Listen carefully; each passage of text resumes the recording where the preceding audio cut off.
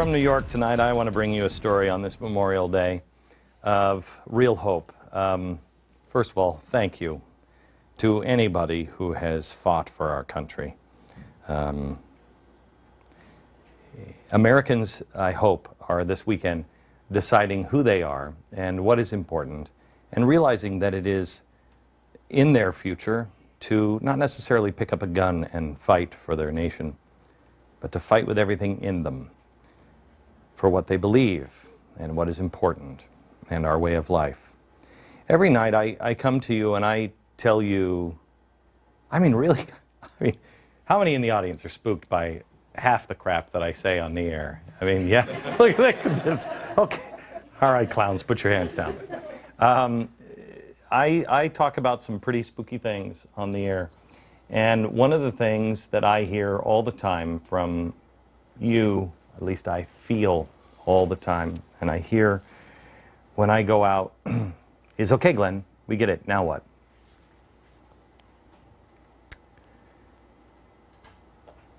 Now what comes when your life is in order enough to be able to withstand what's coming? What I've tried to do on this program is not only inform you what's coming, but also try to do something that I don't think has ever been done on commercial television before, at least not successfully, and that is talk to you about ways to find hope. Your life, like it or not, my life, all of our lives, they're about to dramatically change. But that doesn't mean that it is a bad thing. Life is what we make of it. My father used to say, and I think everybody's father used to say this, it's not whether you win or lose, it's how you play the game. So how is it that you play the game? How is it you get through a game inning after inning where it feels like you are getting hit in the face? I think it boils down to who you are before the event happens. What seeds do you have inside? When I first told you the story on this program of a couple that I'm going to introduce you to, it was, I think it was last week, and I told you this story, and it was on a day that there were two stories in the news. One that a friend of mine had seen on ABC's 2020 about a family who had gone through a real tragedy, and the woman was burned to the point to where her children didn't recognize her. And the other story was about a woman in Iran that had acid thrown on her. And she was horribly disfigured. And she was in the news because she was angry that the government wouldn't let her, as she felt was due, burn him back. One was filled with anger and darkness and rage, and the other had found hope and faith and God and beauty and love. Stephanie and Christian Nielsen. Stephanie is 29 years old. This is somebody who has gone through the worst fire of life and survived. Literally, we all have fires in our life. This one was literal. I contend this couple and this family is not just surviving, but they are thriving. They will tell you the story, but I want you to know it's not the crash or the burns that this program wants to concentrate on.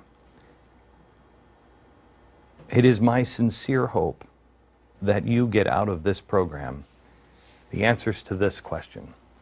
How are they doing it? How did they survive? Who were they before? Who are they today? How can I do it? Stephanie Nielsen, plane crash survivor and the author of the blog The Nini Dialogues, which is read by millions of people. I cannot tell you how many friends of mine have said, "Oh my gosh, you have Stephanie on." It's a big deal. Joined by her husband, Christian Nielsen, who also survived the plane crash, and their 4 children. Claire is here. She is 9. Jane is 8. Ollie is 6. And Nicholas is 4. Welcome, guys. How are you? Thank you. Good. Thank you. For somebody who doesn't know the story, who wants to tell it? You go ahead. Which part of the story? How it happened? Oh, What happened? Well, Stephanie and I, we were, the day of our accident, we were going to, we have a family ranch in New Mexico. We lived in Arizona at the time, and we were flying to, I had recently become a pilot, and Stephanie and I and a friend of mine who was my flight instructor, the four of us had long planned this trip to the ranch and then back home. And we had experienced a beautiful day together and beautiful flying conditions. And on the way home, we made a scheduled stop in a town. It was our last stop of the day before we arrived home back to our children. And that's when our accident occurred, is after taking off from that stop. Pilot error, mechanical error, do you know? Does it matter? There's a pending lawsuit, so you know what I'm lawsuit saying. and investigation, yeah. Okay, so now the plane is down on the ground. What happens? Well, we had fuel on board, and at the time of the crash, there was a lot of, not sure exactly how the fire started, but the three of us, when we crashed, each of us woke up or came to at different times. I think I was the first to regain consciousness after impact. And when I opened my eyes, there was just fire everywhere. The flames and the fire had matured, so I don't know how long it had been since we impacted the ground, but the flames were quite mature. And at that point, it was just, Get out. we needed to get out. The pilot didn't get out? When we all got out on our own strength in different phases. I got out first, out my door, and told Stephanie to follow me. She exited behind me, and then my friend, who was in the pilot's seat, he got out last. Stephanie, you don't remember him saying get out? Mm-mm. No, I don't remember him telling me to follow him and get out. And it felt like really I was drowning, but with fire, which is a terrible feeling. But I didn't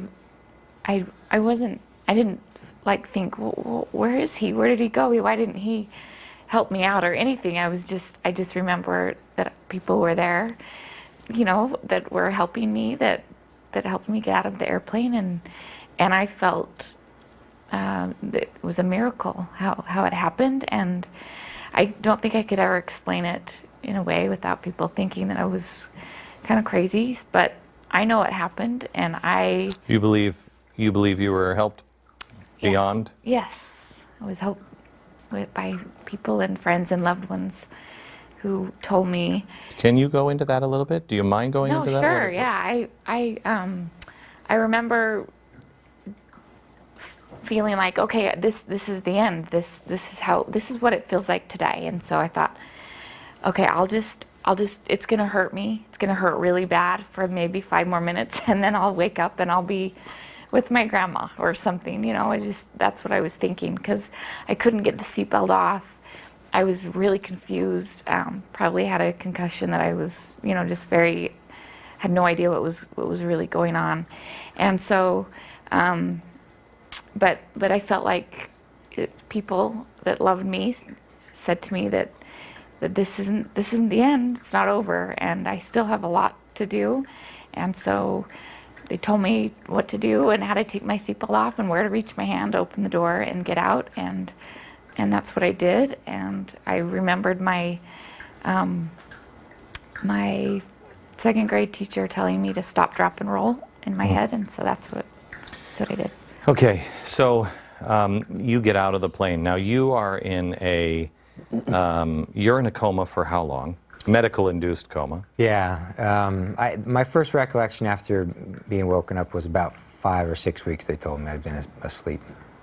You were in a medical-induced coma for how long? 3 months. You wake up and Barack Obama is president? Yeah. That is honestly the first thought I thought. I woke up and there was a whiteboard and they had written the date on the board and it was like November 6th. And I was like, who's our president? Like, I don't know who it is. Who won? Okay, I've got to make the joke. So did you think you were in hell? Sorry, cheap joke, and I thought like, somebody had to make it. Come on, you were thinking it. All right, so I didn't say it. All this time passes, Yeah. and now your children haven't seen you. Tell me about that. They were two and a half years younger than they are now, and so Nicholas, the little one, was just about 18 months, and so they hadn't seen me. And my family both of our families just sort of came and just picked him up and took over. My sisters took care of the 3 oldest, and my other sister, who didn't have children, took the baby, and they lived as if their parents might not make it. They lived for 3 months thinking maybe their mommy would never come back. And so, but they're miraculous. They're amazing the way that they just thrive. They're okay. They're good kids. But so yeah, no, and I hadn't seen them, and I knew something was wrong, and I knew something was wrong with me, and I didn't want them to know. I didn't want them to see me. So they actually looked through a sheet for a while. So yeah, for a while, my room had a sheet that kind of went. It was a privacy curtain. Yeah, a privacy curtain, and we talked through that. What was your thought when you first saw your wife? You know, I was in a real low spot emotionally and physically when I woke up, and the first time I saw Stephanie, she was far worse than I had even imagined. I mean, she was comatose, bandaged from head to toe, just in a pile of medical equipment and bandages, and it could have been anyone under all of that stuff. But she, my first thought was, when I could feel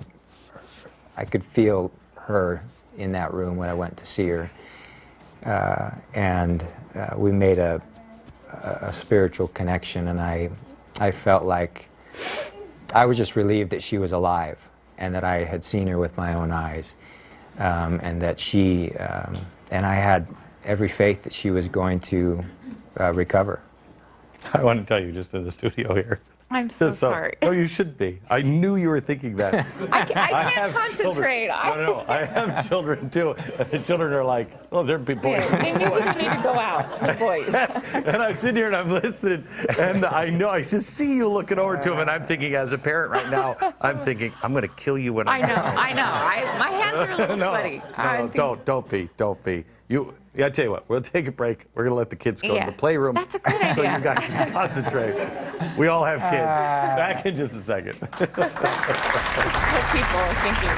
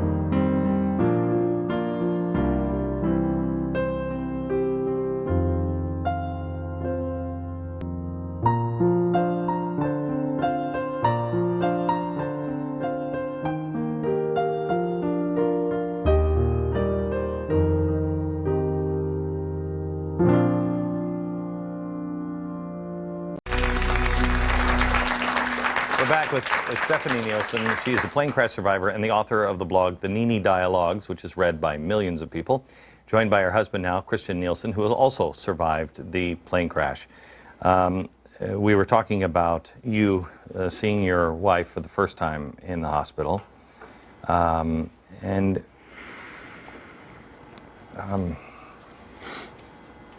what was it like for you? Were you afraid to see yourself? Yeah, out my own eyes, I felt totally fine, but I knew the way that people were looking at me. I could tell that something wasn't right. And in the burn centers, they don't usually have mirrors around because they kind of want you to wait until you're ready to look at yourself. But I never got to that point, and so they were saying to me, it's time to look at yourself, you know, you need to see what your children are going to see. And I didn't want to do it. It was awful. You still see yourself the way, because I still see, I look sometimes in the mirror, and I'm like, whoa, you have gone downhill quickly. I still see myself younger. You kind of just, you're always kind of 19 in your head when your children saw you. And you. You know, obviously my facial injuries were not as serious as Stephanie's, but Did it help your children get prepared? Because you're burned on your legs too, right? Yeah, and so our legs and arms, and so they saw my injuries, and I think that did probably help them understand what they were going to see with their mom.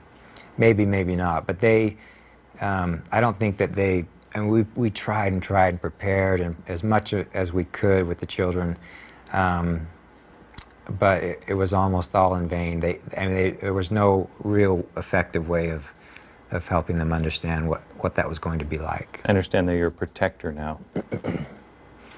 That when you are out in public, I heard you say that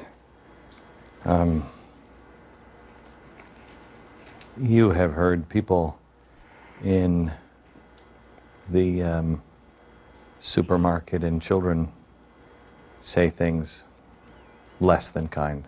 Yeah. How do you deal with that? Oh, the children are children, and they're just being honest. They're okay. It's the adults that I think, I'm shocked that you would say something, that hurtful. What are you, adults say? Yeah, ladies at the grocery store will say, oh, I feel as bad as you look. Things that you're like, oh, thanks so much. That was, just things like that that are, I think, oh didn't your mother teach you better than that? And so I think I'm using this more in hopes that my children won't be as careless and rude to people. And so, in a way, yeah, it hurts me, but what an opportunity to teach my own little children, how to treat people, that we love people, we respect people. It doesn't matter what they look like, we're all people. And who are you guys?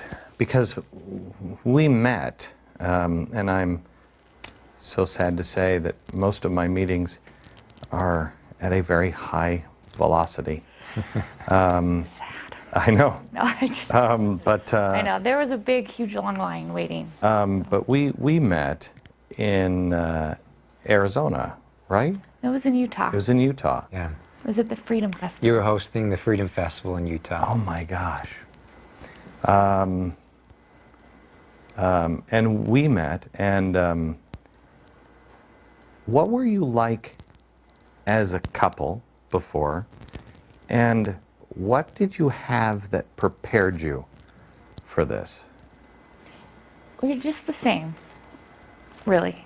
Just the same, wouldn't you think? Yeah, and I think that the love that we have now is the same love we had then, and that is what helped prepare us for this tragedy. And I think that a lot of the people who are experts in the burn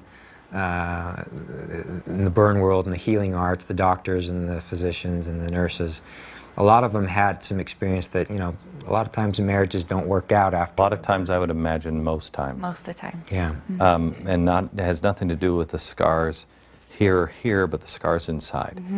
Be honest. You have to both be kicking yourself for getting on the plane. Whoever said, let's go to the ranch this weekend, you wanted to be a pilot.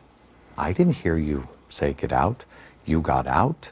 Whatever the deception or the lie is that is running through your head had to have played out. Had to have. Well, I mean, there were. Sure, I felt guilty for getting in the airplane because why did I do that? Because My of the children, you know, my children they're going to be motherless or they're going to have a mother So who's in crazy. pain and with everything, the stress of life, come on. Come on, really? No, There's no time that you guys have, and I'm not saying I'm saying you're being human. You never at some point said either to each other or to God, why? None of it? You know, it's an interesting thing. I think what you're getting at is, you know, condemning the situation and you know, and Or we felt even like your we were- own guilt Yeah. inside Well, it's easy to- for something that you didn't have. There's no guilt there. We decided early on that we wanted to be burn survivors, not burn victims. And it's you know, it's a little bit, it's semantics, but it's meaningful in how we deal with our problems. And we wanted to be, we often corrected people about you know, calling us victims of our injuries, but we survived our injuries. We're alive today. We are with our family. We still May I love tell you each other. something? I don't think you are survivors, because I often talk about surviving something, you know, what's coming or whatever I'm spooking the audience with and being made fun of by Jon Stewart. I always say, you're not going to survive. You're going to thrive. I think you guys are burn thrivers.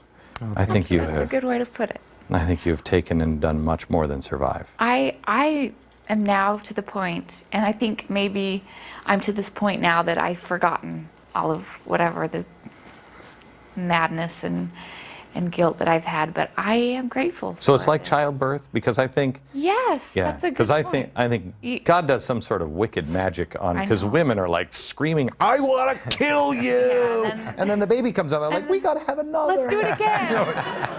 It's totally Sounds so true. familiar. It's totally true. We're the ones on earth that are here going, "Don't you remember?" I know. Yeah, but It's a good thing, though. Otherwise, we'd only have one child instead of know. another three. But I'm grateful for it now. I can honestly tell you, and my kids ask me all the time, well, don't you want to just go back just to how it was before? And I don't. I really don't. I have been blessed beyond comprehension that anyone could ever have everything in the whole world and they wouldn't have what I have. Even though I deal with pain regularly, I am just so, you know, honored to have this, to be given this opportunity, and I see it that way. How do you see it? I That's see it. an amazing thing your wife has just said. I see it the same way. I remember thinking there was a point where all you can do is live in the moment and just talk about how bad this sucks and how our life has changed and everything about our life has changed. But it was soon after when Stephanie woke up and we started talking about it and processing our feelings together. We got to the point where it was hard to wish it away because of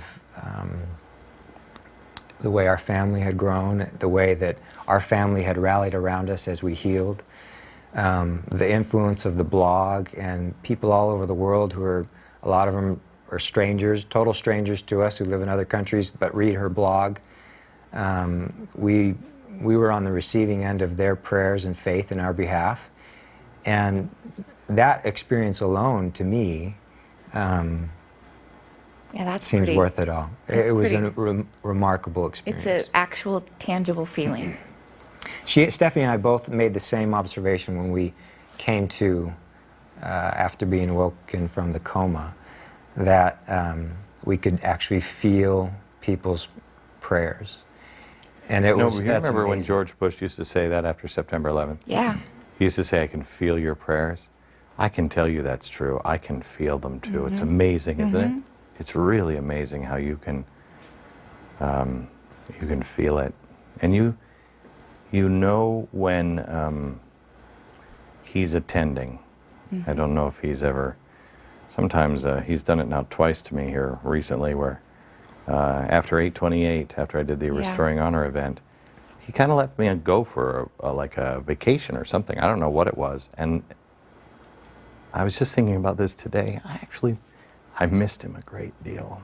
You know, you can develop such a nice relationship, and you're used to having that, and you're used to feeling the prayers of others that just help you so much. It's an amazing feeling. I want to talk a little bit about the role God played in your life, and then any tips on, how to survive. I kind of feel guilty about like whining about anything at this point. And the audience has questions too, and we'll do that next. Okay.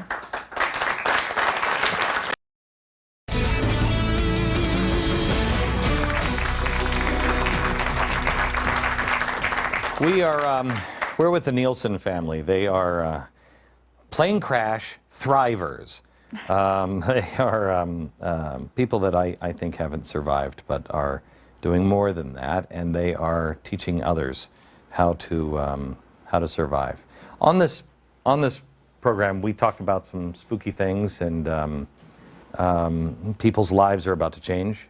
Your lives have dramatically changed. Is anything really the same anymore? Really? Superficially, no, but Yeah. Yeah. Not something that you would have on the other side picked. You wouldn't have said, you know what, I'm going to have a can of that, right? No. And I think that's the way a lot of Americans, that's why they don't want to look at what's possibly ahead, because they don't want a can of that. And they're going to get served a can of that, whether they like it or not. Some will. So now I wanted you guys on because I wanted to know what got you through. I think I know the answer, but I watched the 2020, and I didn't see God in that story. No. And he didn't really show up in that story, but he was. He was. Was he mentioned He in was the a huge videotaping? part. He was he was the part. He played the role in the story. But no God was hurt in the filming of that story. No, definitely I not. see. Okay, good. So is that the reason you made it through? Yeah. yeah, without question. 100%. Okay. Members of your faith, strong members of your faith, we are both members. The three of us are the same members of the same faith. Were you strong members before? Yeah. Yes. Did any of this challenge your faith at any point? No. Not even a little bit. And what role did it play? It was central to everything that we did. For the first 5 weeks of the accident, meaning before I woke up, it was just Stephanie's parents, my parents, and our siblings, and close friends and people who were reading the blog. But the people that came to the hospital and visited us and interacted with the doctors and the bleak reports they were giving about how things were, our outlook. Our family had great faith in God, a supreme being who was overseeing this healing, and they expected a great miracle, and they got it. And they had been exercising great faith and great prayer in our behalf for weeks. And when I woke up, I realized at what point they were at spiritually, and it gave me a lot of hope, and realized that they were in a good place spiritually and how they were looking at our accident. And I got on board with that, and I wanted the same miracle. I wanted Stephanie to come out and make it through, and to have our life and health restored. And you know, the doctors always said, they said, you know, as far as Stephanie, they said, you know, if she makes it, she probably will never walk again. If she makes it, she won't have a nose or fingers or toes or, you know, or legs. You know, if she makes it, and it was always predicated on if she makes it. But we had great hope in a miracle, and she's a bona fide miracle that we see today. What was the God part that you wanted people to hear? We all have problems. We all do. Every single one of us. Not one of us can go through this mortal life without trials. And it was when I woke up from my coma that I realized I was one of those people that actually needed to rely on God to help me get through this. I've had, you know, minor little problems where you say your prayers and then you get answers, but this was something much bigger than just a simple little prayer can fix this. This was relying on and giving everything up to Him, leaving everything up to Him. And it was hard to do that, but once I did that, I remember just being alone in my hospital room and just praying out loud, just over and over again, making deals like, if I can live, I will share the gospel with every single person that I know. And I'm trying to live up to that because I believe that was part of the deal, and I'm doing it. I'm trying to do it. And so he was everything. He was the one that would be with me at nighttime when it was so awful and scary and I missed my children and my family, and he was there with me, and he never left my side, never, not once. And so to tell my story would be wrong if he wasn't a part of it, because he is the story. He's the one that made it triumphant and glorious, and so I felt a little bit saddened that he wasn't mentioned in the 2020 piece, because that is the story. Have you read the book, The Survivors Club? No. Survivors Club is a book written by now the guy who I think heads ABC News. Does he not, Joe? Isn't he? Yeah, he heads ABC News. He's a friend of mine. He's a good man. And he wanted to find out, as a journalist, what all these survivors have in common. People, plane crashes, mountain climbing, you know, boat wreck, whatever happened to them. How did they survive? Number one thing they had in common: God. God, of course. God. That's what gets them through. Back in just a second. We have two amazing people. We have plane crash survivors, Stephanie Nielsen and her husband, Christian, and I think I want to start with, is it Tina? Tina. Hi, Tina. Go ahead. Hi. Thank you, Glenn. Hi, Stephanie. My question was regarding your relationship with your dad. When I read about your story, I was so moved by his courage to tell you that you're a mother, that's what you've always wanted to be, and to just do it. Has you always had that connection with your father? Yes, I That's have. And awesome. I'm actually the 8th of 9 in my family. So my dad, you know, he's got a special connection with all of us, but I'm his namesake, and so I feel like we sort of have maybe something there that not everyone has. But I remember, you know, after the accident, everyone was really nice to me. They were really sympathetic and really kind, and you do whatever you want to do, and you can, you know, whatever you want, we'll give it to you. And I think it was one day that I was just complaining a lot to my father, because he and I sort of always, you know, he'd make me walk laps with him to get exercise and kind of my therapy done with him. But he said to me one day, he said, Stephanie, what do you want? What do you want to do? You've got this family, you've got these beautiful children. You've always wanted to be a mother. You know, you just do it. Just choose to do it. You can choose. And I think at first I was a little like, you're supposed to be nice to me. I just got in a plane crash, you know. but it was true, you know. You can't mope around. So after that, I realized that is what I want to do. I was born to be a mother. I love it. It's what I'm good at.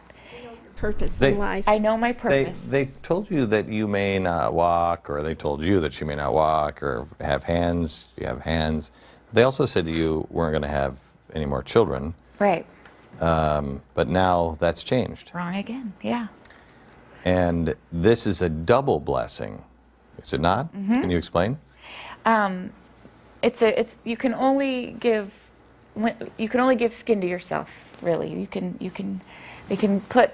We're doing skin grafts for Skin grafts. They can give pig skin or cadaver skin as just sort of like the base, or the temporary, and then you can only give skin to yourself. So, being burned 80%, there's really not a lot that you can give yourself, and so. For my neck, they did this similar thing where they put kind of like breast implants in, and then they blow it up.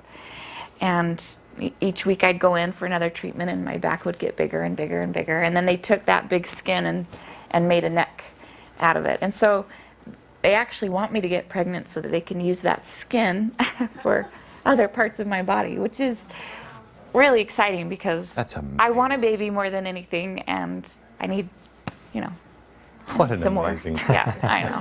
Yeah. All right, let's go to Joe. Thanks, Glenn. Thanks for sharing the story. It's amazing, and your outlook. Obviously, your faith got you guys through, made you thrivers. But I guess other people who may not have that, how do they react, and how long does that process take for them to get back to normal, or is that changed for good? Other people's reaction and your interactions with other people in your daily lives, your jobs, your neighbors. Go ahead. Well, I guess you're talking about people who don't have that faith. No, they're talking about, I think, Joe, if you're talking about the people around you, have you had friends and family that have been shook by this and you can't get them? Yeah, because it changes you, that you're going through it. They don't know how you're going through it. They're looking for I lost every friend I had when I went at my alcoholism, and lost everything. I can count the friends that I have now that I had then on one hand. Same question here. How have your friends reacted? Our friends, Stephanie and I have talked about this, we have the best friends. Yeah. We don't have a lot of friends, but the ones we have are good, stellar friends. Come on, stop. Throw somebody under the bus. I really mean it. Well, we really only have like 2 friends, so it's not a big deal. But they were instrumental in our healing as well, and two of our friends, they were the godparents of our children. And in the interim, while our family was trying to figure out what to do with our situation with our children, our house and stuff, they stepped in and played the role as godparents and took the kids for overnight or a couple of days while Stephanie's family and my family worked out some things. So we have good friends in that regard. But plus, our friends, the few friends we have, we share the bond of our faith as well. We share a common belief in God, and having that foundation as part of our mutual friendship made enduring and thriving in our accident possible. With that faith, is there anything that you believe that you cannot conquer? I don't think there is anything. No, I think that with God, all things are You're possible. possible, of course. Back in just a second.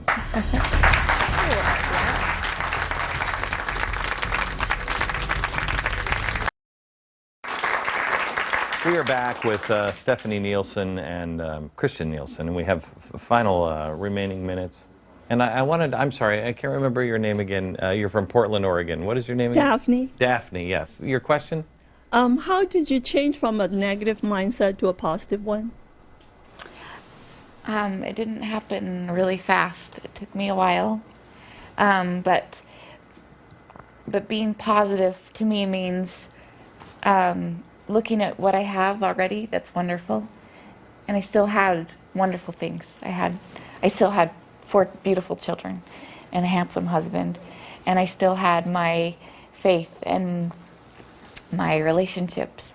And so I just remember thinking about those things, and pretty soon they outnumbered all of the awful things that I was going through.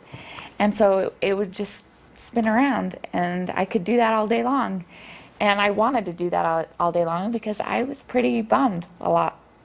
But I just never let go of the feeling that God's never left me, and my children will never leave me, and my husband loves me regardless of what I look like. And then all of a sudden, it just seemed good, seemed okay. You two are amazing. You really are. Oh, Thanks. A minute each, the last 2 minutes. Probably 2.5 million people are watching. I can't tell you how many people are struggling with something. Mm-hmm. Give them a message. What is the most important thing that you could say to somebody? I would say that, everybody has challenges in life, and everybody suffers at one point or another. And a lot of people lace up their boots and put on a happy face, knowing that things are just as bad as the day before and the day before that. And for some people, they may not feel like there's much hope in their life. But that's not true. There is hope, no matter how low you get and how bad you think your life is. If you have hope in your future and trust that God is more powerful than you are, then things will turn out.